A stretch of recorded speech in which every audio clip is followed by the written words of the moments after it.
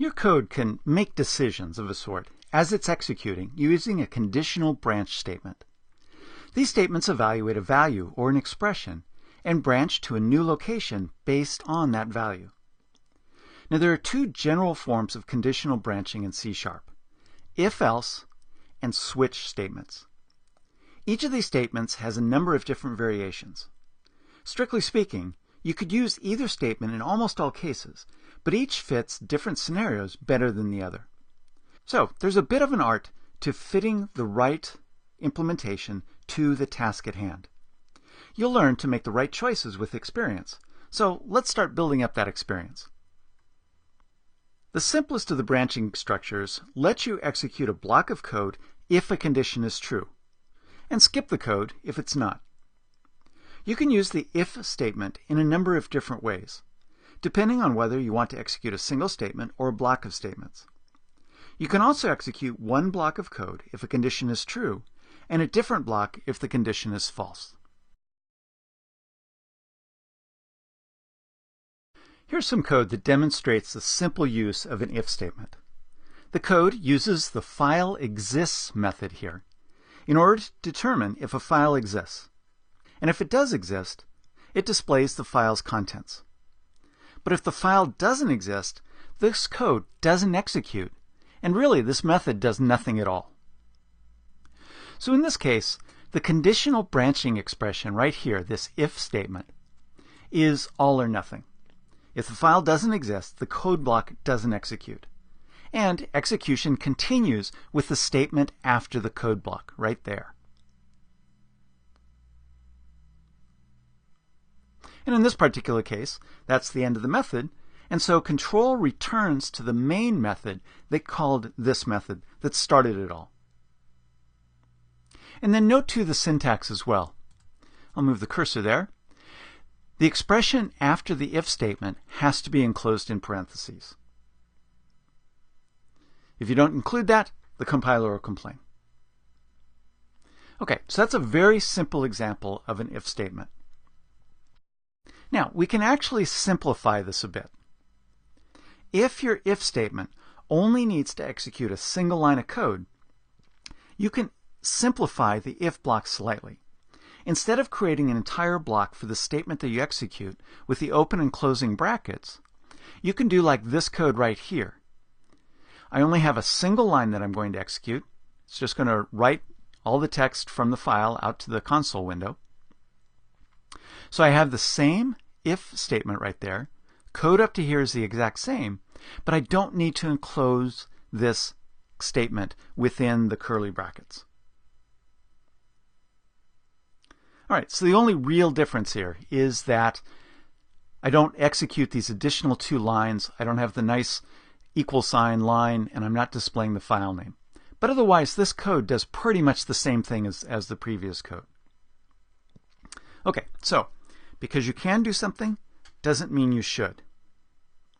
Now, it may seem simple to handle single line if statements like this without the curly brackets. But you should consider carefully whether that kind of shortcut is worth the maintenance problems. If you later need to modify the block to include multiple statements here, maybe you decide you need the file name and the line after all, you might come in and just add those lines and forget to add the curly brackets. And if you do forget them, the second and third lines are not going to get executed.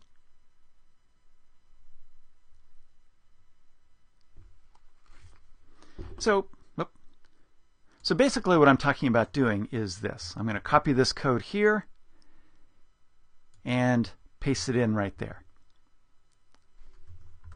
Hit an enter.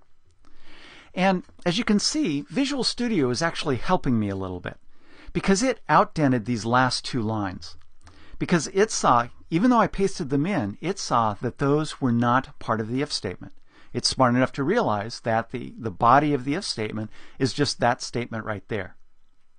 But if I have that feature in Visual Studio turned off, or I'm using another editor that doesn't have that kind of feature, or I manually format everything like that, it would be really easy to come down, scan through this code, see that it's nicely indented, and so all three of those statements are part of the if statement, right? Well, no. What actually happens is that this statement is part of the if block, and so that's going to execute depending on whether the file exists. But then these two statements are going to execute whether or not that expression or that condition within the if statement is true, because these are not part of that code block. It's not part of the if statement. They're after the if statement. Okay, so make sure that you're clear on that. I'm going to undo those changes. And the better part of Valor, wiser thing to do, is just always write your code like that with the open and closing brackets. Now, even if you screw up the indentation, if I do something like this, or do something like that, or whatever, that doesn't matter. White space to C# doesn't matter at all. All three of these statements right here are still part of that if block. Okay, return those. Because the other thing it means is that, because white space is not significant, I can do this. I'll put in a statement, and I'll go ahead and write the if statement like that. So notice the compiler doesn't complain. I don't have a red squiggly. Perfectly legitimate, legal bit of C# code. And in fact, you'll see code written like this fairly often. Now, in general, if the statement gets any more complex than this example here, just a simple method call in the condition and then a single method call to do something, I don't have a complex expression that scrolls to the right off the page way out over to the side here.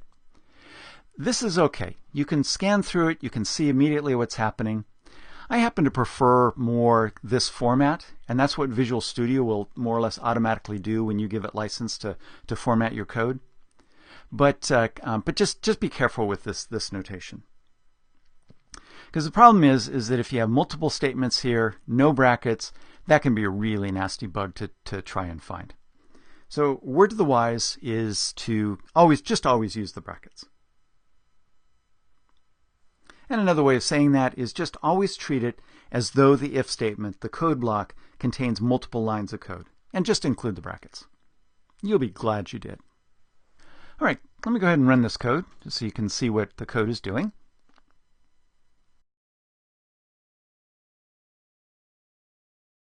All right, I'll press A, and that's that first example I showed you, the simple if expression that had the three statements. And there you can see that it displayed the file name, that nice line, and then the contents of that simple file. And feel free to try this code with any other text files on your system. Works best with small files, but if you have a large text file, it's just going to scroll off the command prompt. And then the second example looks like that. Only difference is that it doesn't have the file name and it doesn't have the nice equal sign. Okay.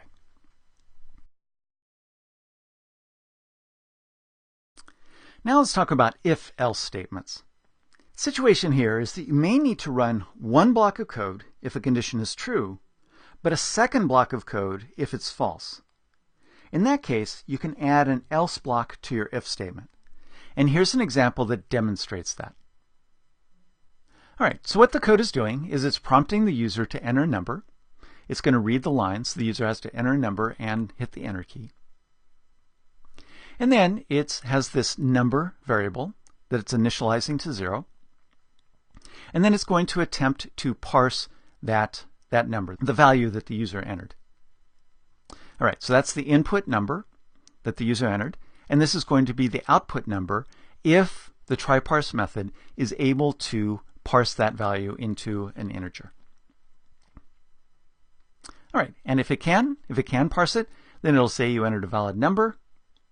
Otherwise, if this statement is not true, and it'll not be true if try-parse can't parse this into an integer, then it's going to execute this line of code here because I've included this else block. So real simple. It's essentially a single statement. If this is true, do this, and you can have multiple statements here. Otherwise, execute this one or more statements. So when I run this code, hit C, I'll enter 78 and hit enter. I entered a valid number. Cool. If I do it again and I enter Don,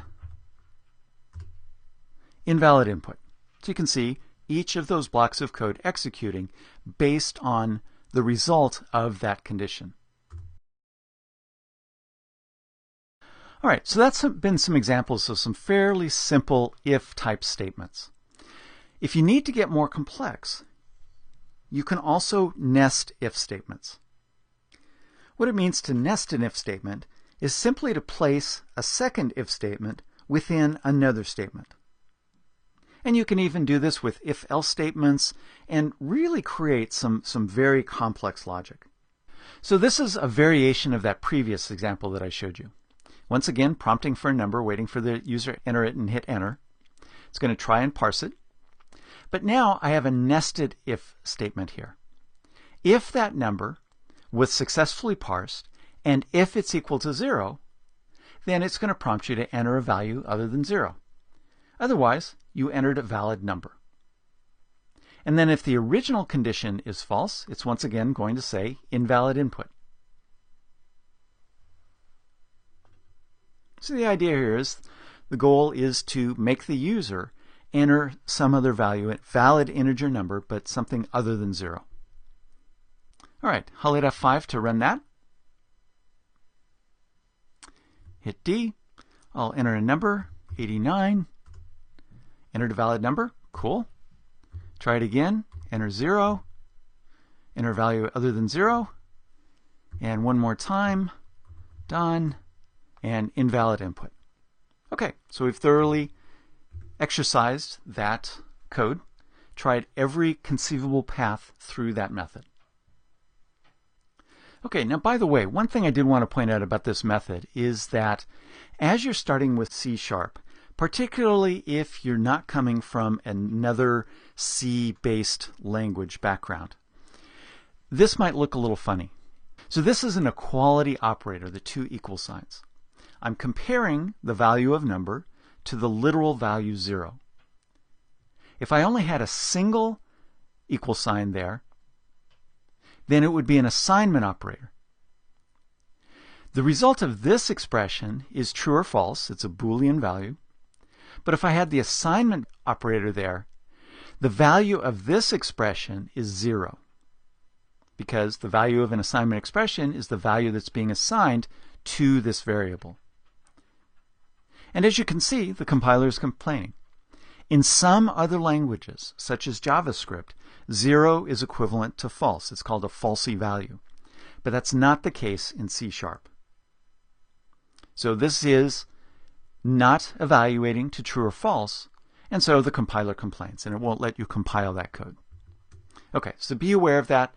Early in your C# programming days, I guarantee that you're going to get the two messed up. You're going to be using assignment operators within expressions like this, and when you intend to compare a couple things. The voice of experience. Just accept that you're going to do it, recognize it when you do, and learn from the experience. Okay, but again, the good news is that because this requires a Boolean expression, if conditional has to be a Boolean expression, and because C# doesn't treat integer values as though they were Booleans, then generally you're safe from these kinds of programming errors. But there are situations where they can creep in. Okay, so let's ratchet this up a little bit more complex now. So now what I want to do is I want to check multiple conditions. So one of the ways of handling this is that you can use multiple if statements to allow your code to test for each condition individually. And so in this example, we're prompting the user for a drive. So once again, putting out a message and then waiting for them to enter something. And then, given that drive letter, it verifies that the letter represents the drive that's ready. So it does that right there. Oh, I'm sorry. Actually, it checks to make sure that the user actually entered something. That's what is null or empty is testing for, and I'm negating that. So as long as this is not a null or empty value, then this if statement is going to execute. The code within the statement is going to execute. Okay, then I new up a drive info. I check to see if it's ready. And if it's not ready, I say that. If it's not a fixed drive, I'm going to prompt the user to enter a hard drive. And then if the total free space is less than, let's see, it's about a megabyte, there's not enough free space. So all of these are essentially nested if statements within this larger if-else block. And then I have a final else. This is not required, but you can include it, that if all of these other statements don't return true, then it's going to write out that line of code right there. Okay, so again, if the drive doesn't meet all these other conditions, then this line of code is going to execute. Okay, so I'll run this, and that's E. I'll enter a drive letter. I definitely have a C drive. C is acceptable. Cool. E again. Let's put in D. Isn't ready. Maybe it's not formatted. Okay, that's good response because I don't have a D drive in this machine. And then you can try the various other options. Now, constructing multiple conditions like this can be fairly tricky. For anything much more complex than this example, you'll have to be careful to think through the logic to make sure it accomplishes what you want. Now, this particular sample works because all the conditions are negative. If the drive is not ready, if it's not a fixed drive, if there isn't enough free space. If you need to test positive conditions, then the structure of the if-else code is going to be different. So you can probably imagine that implementing more complex scenarios really could be fraught with peril. They're very easy to get messed up. And that's a place where you definitely want to make sure that you let Visual Studio format your code so that it's indented, so you have some hope of making sense of all of the different conditions. But still, there have been numerous times where blocks of code not much more complex with this, where I've just had to pull out a piece of paper and a pencil and just kind of draw a flow chart of how everything goes through because something just isn't working right and I just can't figure out what if statement or else or whatever I did wrong. So it can be pretty maddening. The good news is that there are other constructs in C# that you can use in order to simplify this kind of code. Because stringing together if statements like this generally isn't the best solution when you're comparing a single value against multiple options. So the technique I've used here is best used where, like in this example, you're testing multiple unrelated conditions. Okay, so just keep in mind, looking forward, a spoiler alert, it's called the switch statement. Okay, so I'm going to continue talking about if statements for the moment, but there are other ways as your if statements and nested if statements get more complex of handling the complexity.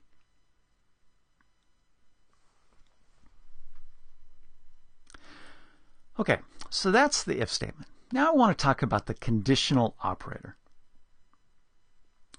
So first of all, consider this code right here. So I'm using the random number object within, or the random object within the .NET framework. I'm going to grab a random number between 1 and 100. And I have this common if-else sort of a pattern. So if the count is 47, that's the number that's returned by the random number generator, I'm going to set save count to 0. Otherwise, save count is set equal to count. Okay, a very contrived example, but it's a very common pattern. And really there's two distinguishing characteristics. The first is that the purpose of the statement is to set the value of save count. If count is 47, assignment 0, otherwise it's the value of count. Okay? So this entire code block is dedicated to assigning a value to save count. And the if and else blocks don't perform any other actions. So because this construct is so common in C# programs, the language has an operator that simplifies the code. It's called the conditional operator, and it consists of a question mark and a colon. So this is how I could rewrite that entire block of code right here using the conditional operator. So the way this works is, here's the syntax. You have a condition, just like in the if block. So it's testing whether or not count is equal to 47. That's this code right here. Then you have a question mark. If this condition is true, then the code will execute this expression there, called first expression here. If condition is false, it'll execute second expression. So it's a very simple if-else sort of a construct. So if count is equal to 47, it's going to assign 0 to save count. Otherwise, it'll assign the value of count. And this is where precedence of operators really comes into play. The conditional operator has a higher precedence than the assignment operator.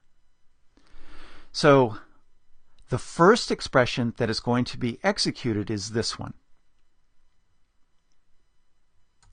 as opposed to executing this one.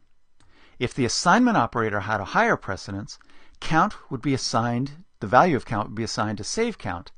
And then, well, this would be a compiler error, because the compiler wouldn't know what to do with a statement that starts with two equal signs.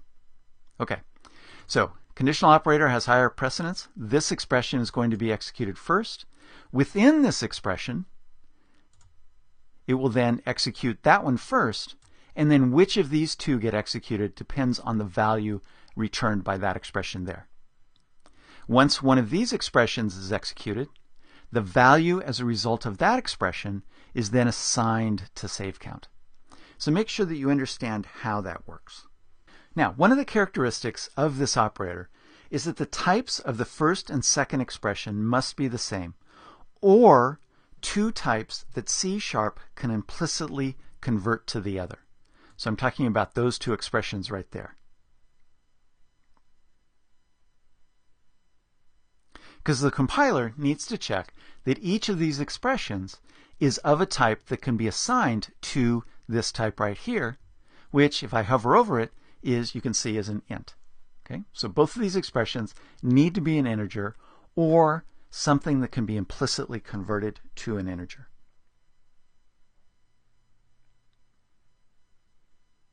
Okay, so these two expressions have to be the same type, and they have to match the type of that, or unless they can be implicitly converted.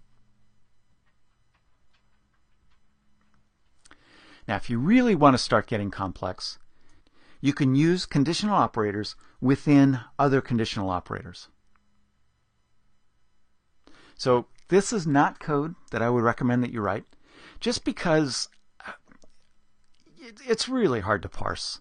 You have to think about operator precedence. You have to think, okay, what's the first expression that's going to be evaluated? What's higher? How does this work? Well, the key thing that you need to know is that the conditional operator is right associative. That means that this fragment of code, this expression that I have highlighted, is evaluated like this right here. So I have parentheses around this clause. So this code is going to evaluate this expression first, this conditional operator expression, and then it's going to execute this outer expression using that expression right there. What's important to understand is that it's not evaluated like that.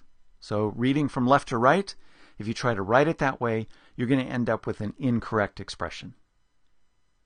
Particularly if this expression doesn't return a Boolean, because this conditional part to the left of the question mark has to return a Boolean. It's a conditional value just like that.